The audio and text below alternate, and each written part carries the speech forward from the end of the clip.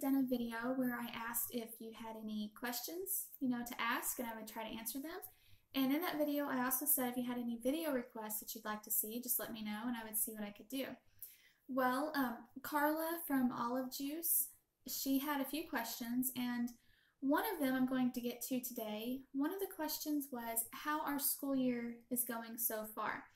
So in this video, I'm going to give an update of our school year just for the first semester. I know it is, right now it's the end of January 2018, but I'm going to give you an update of our first semester, which was from August through December of 2017. Okay, so up until Thanksgiving, our school year was going great.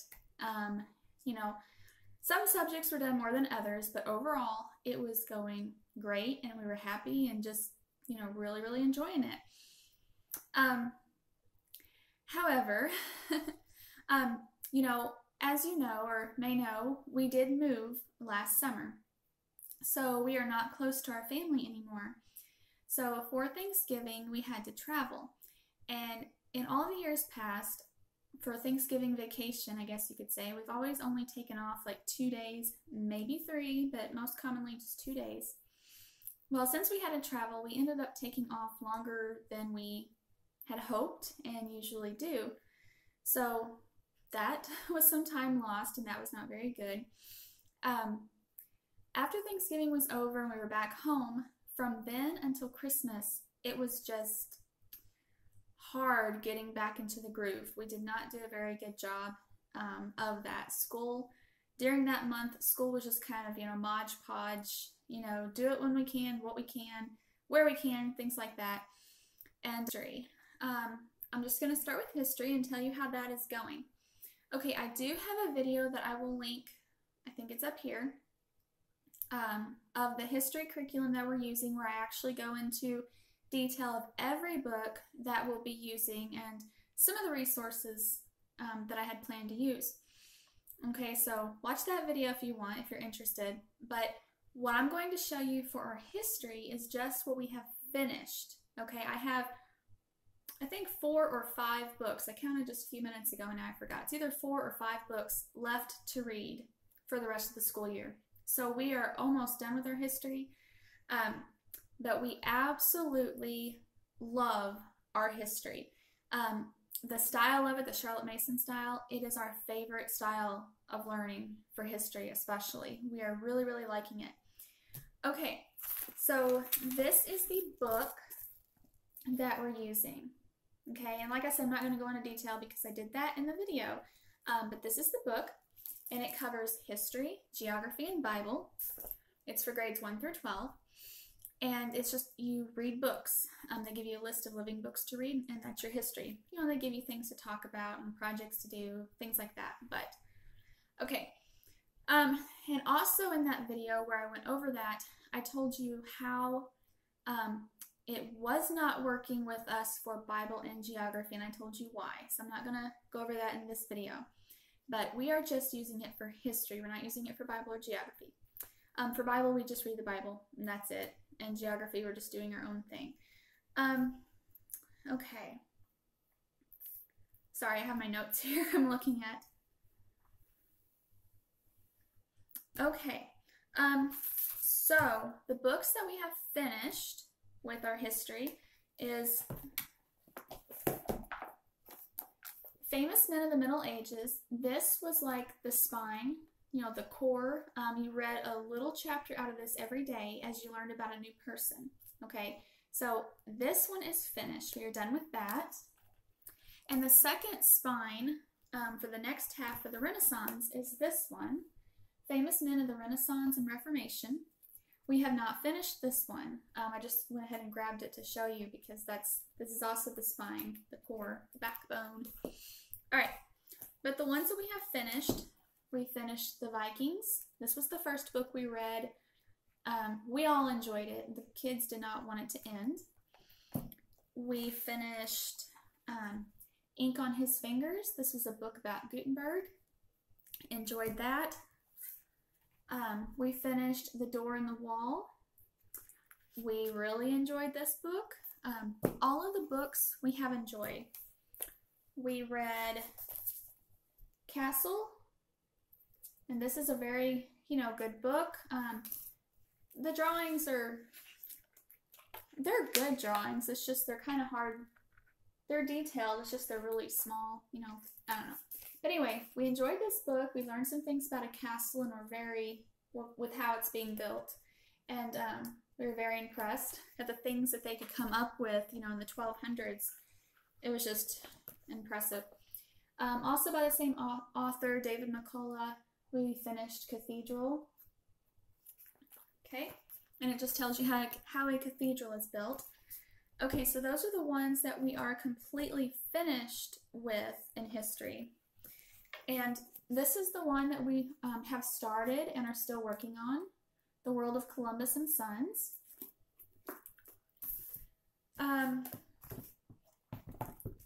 Okay, for the geography, we are reading, we do their geography like the book that they tell you to read, but the actual map work of geography, we don't do. We do our own thing. Well, we don't do it their way, and I said that in the video. Okay, so we're reading about Christopher Columbus still, and we are almost done with this book. We just have a little bit left.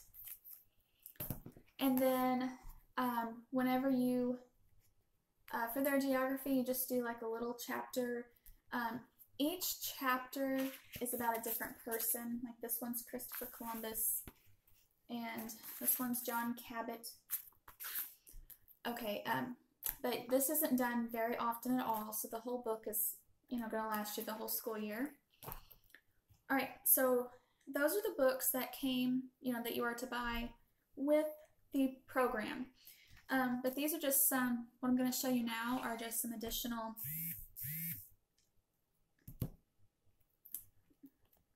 sorry, I had a text, had to slide it away. Okay, but the things I'm going to show you now are just some additional resources that we use to help enrich, our history program. So for geography, we just have some flashcards here, and they say state in capitals, but they have, okay, sorry about that.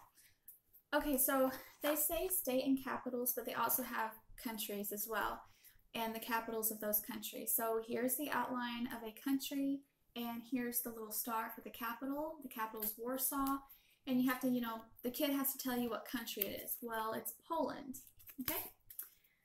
Anyway, they got a bunch of cards. I don't know how many is in here. There's 86 cards. And I got these at Barnes & Noble. Okay. A friend had given this to me a year or two ago. Story of the World. This is the Middle Ages. So I just put this in the basket, and anytime we learn about a new person in our actual history curriculum, I see if that person or an event that we're learning about is in this book, and we read this along with it, and it's been working beautifully with it. Let's see. For geography, another friend of mine had given me this, Explorers of North America. So we done some of the Christopher Columbus projects in here, and whenever we get to John Cabot, we'll do his in here as well. And then I had got these. This is Hands-On Heritage. It's a Medieval Times activity book, and this is the same thing except for it's for Renaissance. And in these books, they have, all kinds of crafts, whether you can make something to eat, food to eat, or paper crafts, or games to play, or clothing, paper dolls even. It's all kinds of little hands-on things that went for that time period. So I just pulled these out because I've had them for, I don't know, a few years. So I just pulled them out, and, we're just using them. So the kids like that, and I will insert some, let's see, I'll insert some pictures here of some of the things. I don't have all of the things by no means, but some of the things that we have made for history, for hands-on, is we made a castle timeline, that they're keeping up with their timeline notebooks very well, so I'll insert a picture of that. Also, for the medieval times, we made like a little feast, and one of the things was almond pudding, which was so simple to make. It's just vanilla pudding with almond extract. And then also for the Middle Ages, they had made some pottery, and we were supposed to make it green, well, paint it green, because that was kind of the color that they done back then. So I will insert some pictures for those things I just mentioned right now.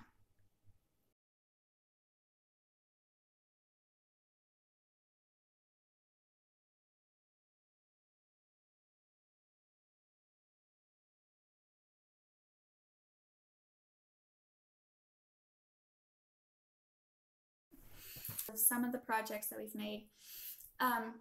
We really like our math, or not our math, our history curriculum this year. So we are very pleased with it. We highly recommend it. 2 thumbs up. Okay, so the next subject and how it's going is math. Okay, so my 4th grader is still using teaching textbooks. We started that, was it 3rd grade? I guess it was last year when she was in 3rd grade. We started it at the second half, the second semester of 3rd grade. Okay, so I ask her, you know, pretty regularly if she still likes it, and she says that she still likes it quite a bit. So let's look at my notes here. Okay, she recently started doing every other problem, and she does great with the program.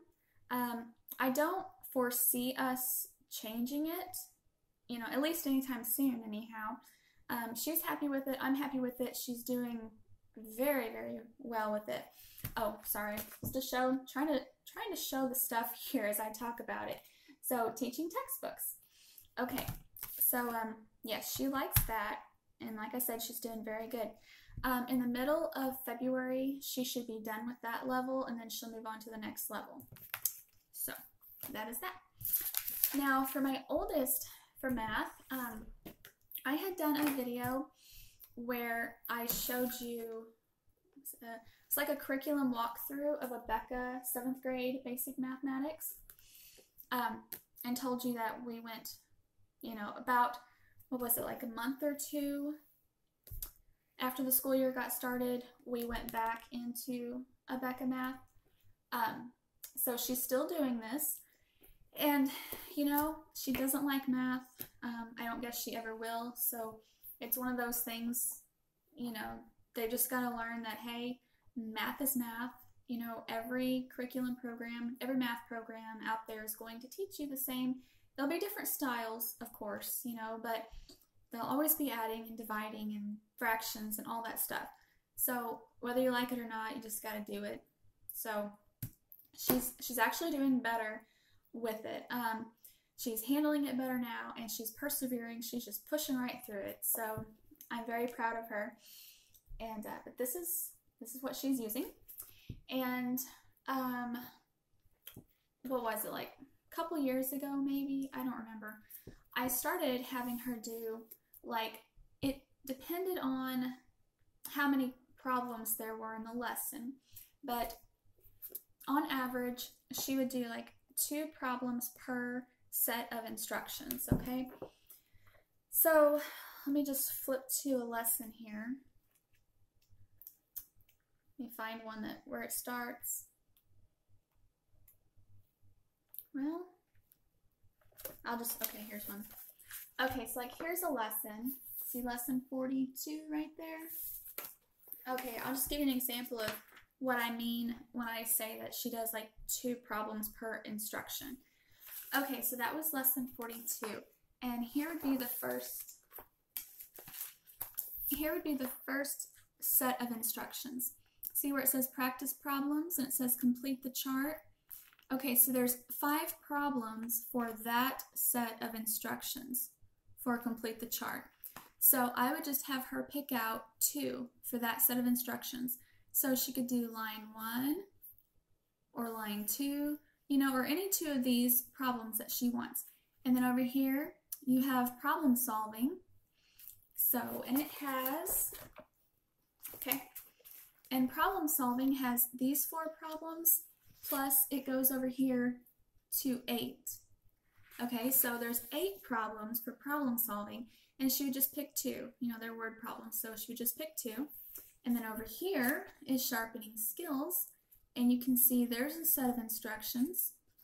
So she would pick 2, or I would pick 2. It just really depends, but most of the time I let her pick. So she would pick 2 problems for that set of instructions. And then also here's another set of instructions. It says find the answers.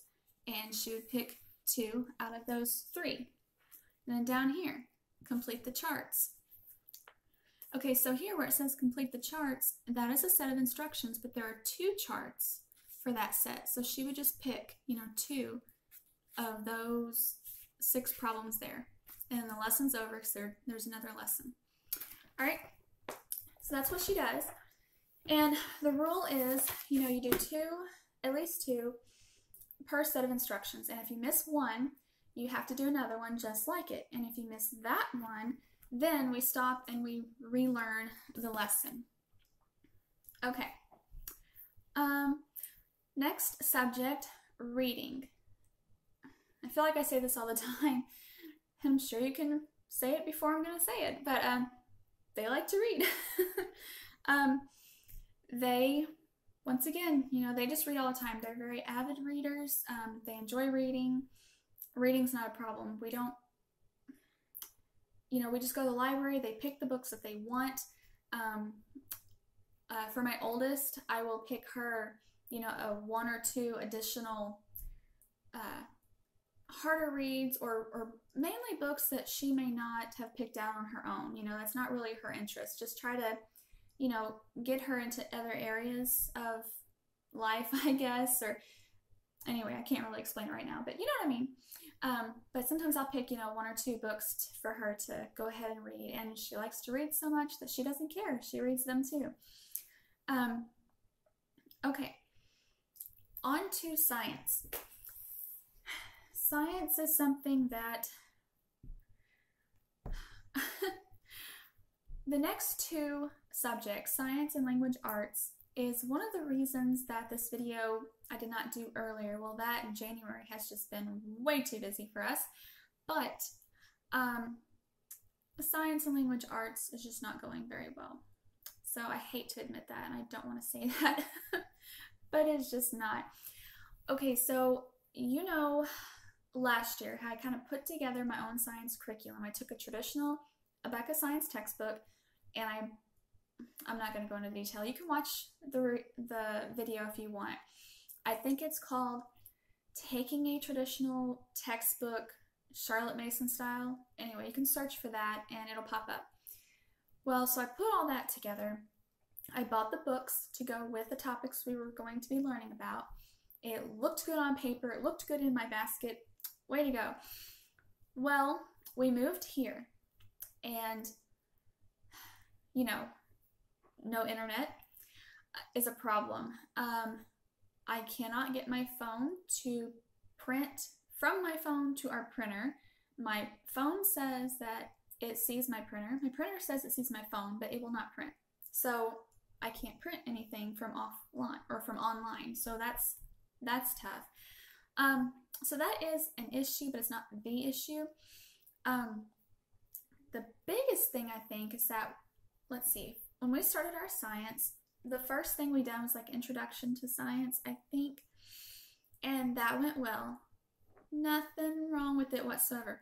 Well, then we moved on to insects. Well, have you ever read the book, The Burgess Bird Book for Children by Thornton Burgess?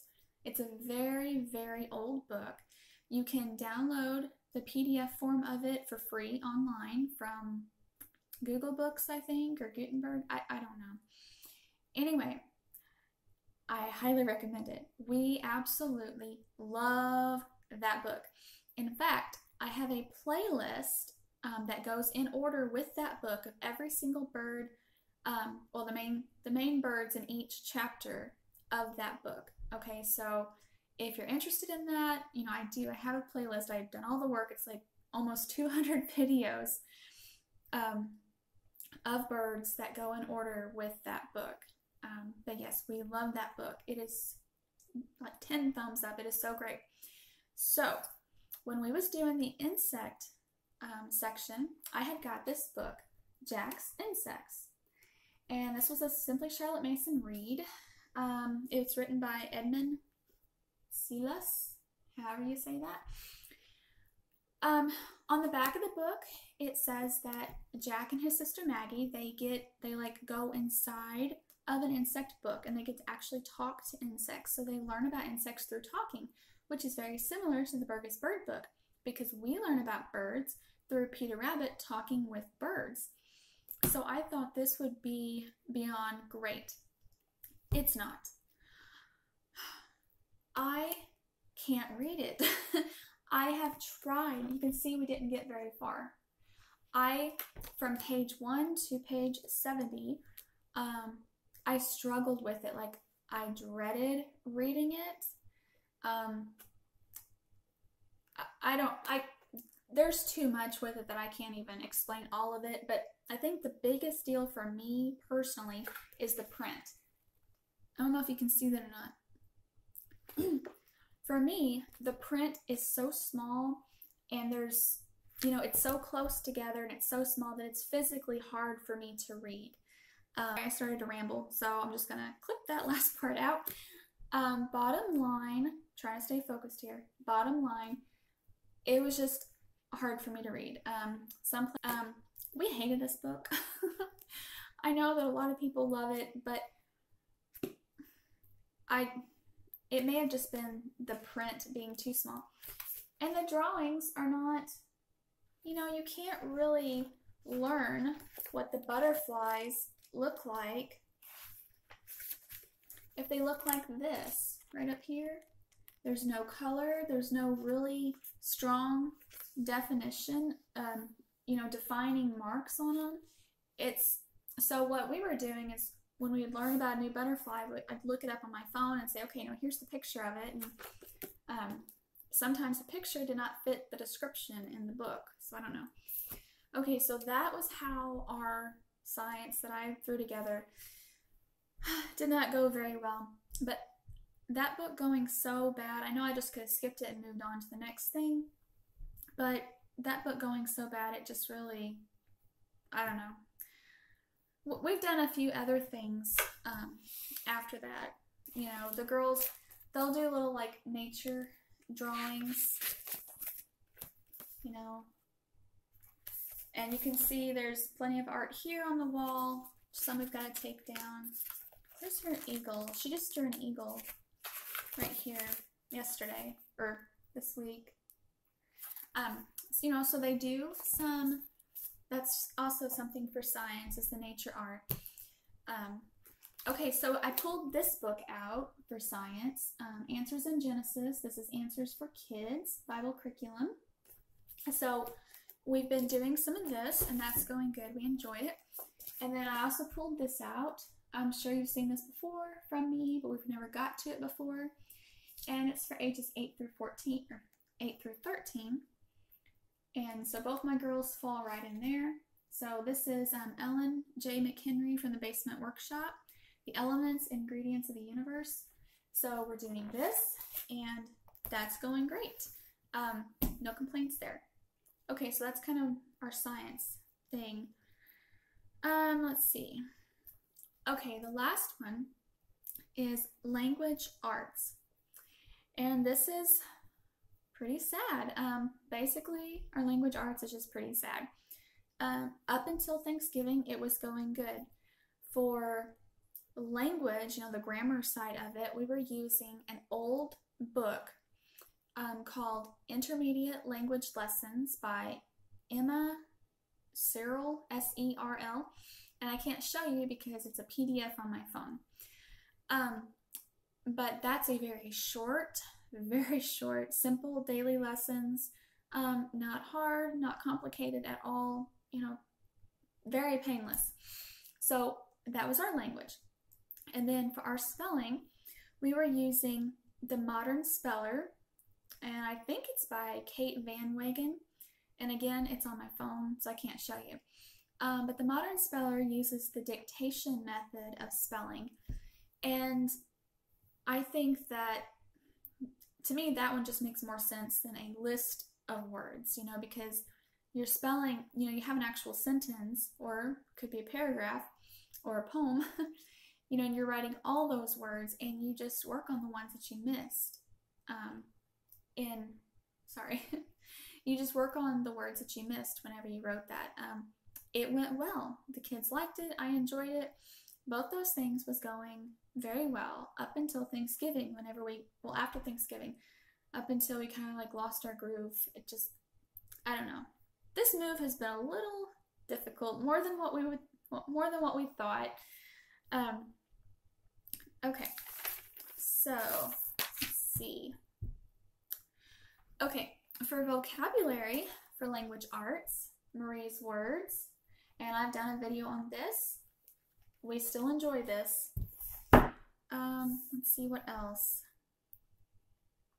Okay, so after Thanksgiving, since Thanksgiving, I told you, you know, that our language arts it was kind of like a Mod Podge almost. You know, you had this book for spelling, this book for language, this for vocabulary, and I'm sure I'm forgetting something, but there was, something for writing, I guess. I don't know. There was just different things. And unfortunately, I think that I'm the type of person that has to have one book for it all, otherwise none of it gets done. And that's very, very sad. So what we have been doing since Thanksgiving is we've kind of just been doing our own thing. I've just been having them randomly write stories. I'll just have them randomly, you know, write a paper about a given topic. You know, I'll say, hey, you know, you like horses? Go pick out a horse, research it, and write a paper about it. So that's what they've been doing. Also, we haven't been using this very much. I think we've only done like 2 lessons out of it, but I'm going to try to incorporate this again. Writing strands, a little bit here and there of that. They've been writing pen pals and friends that, you know, they know from down home. Let's see. I think there was something else. Oh, some other things that we've done is I've taken the newspaper and I've given them each an article out of it, you know, cut it out, and then I've had them go and, like, you know, circle all the nouns or, you know, cross out the verbs, you know, different marks over different parts of speech. So we've done that. You know, just, I don't know, we've used the newspaper with different things. So they're getting some stuff, but it's just kind of like a Mod Podge, just here and there. So it's working for now, but I'm hoping to, I think January is finally, which it's not over yet. I think it's the 28th is today. But I think things are finally done. So I am very much looking forward to tomorrow. I spent like 3 hours last night prepping this week. So I am very, very looking forward to this week and getting back into a full-blown school week with no interruptions. This has been difficult. Okay, for Spanish, this book, Getting Started with Spanish, and I done a video on this. We enjoyed this book last year. We didn't get finished. Where did we go?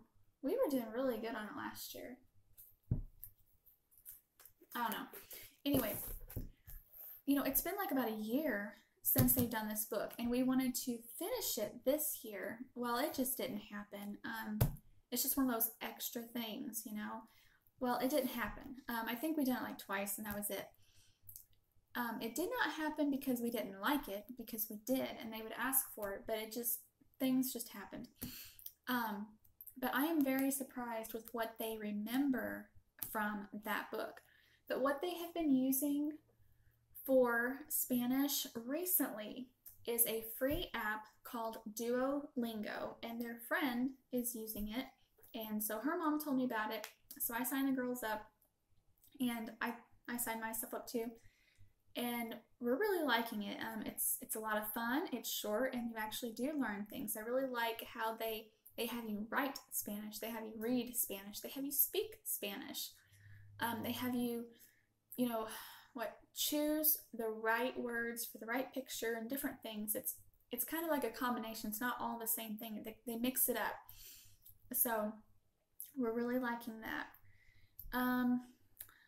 Let's see. All right, the last thing on my list is our lovely time, which includes our music, our art, poetry, Bible. What else does it include? Art, music, Bible, poetry. I'm sure there's something else. Manners. That might be it. I done a video on that. I think it was called What's in Our Lovely Time Basket, maybe. That might be what it's called. Anyway, it does have the words lovely time in the title of the video. So if you're interested, you can watch that video and see what we actually have in that basket. But we're still doing that. We still enjoy it. They don't have any complaints about it. So I hope that that was a good update for how our first semester of school went. Hopefully it was, and hopefully it answered your question. And if you have any more questions, just ask, and I believe I covered all of it. Pretty sure I did. Okay, well, have a good night, and have a good tomorrow. Have a good Monday tomorrow. Bye.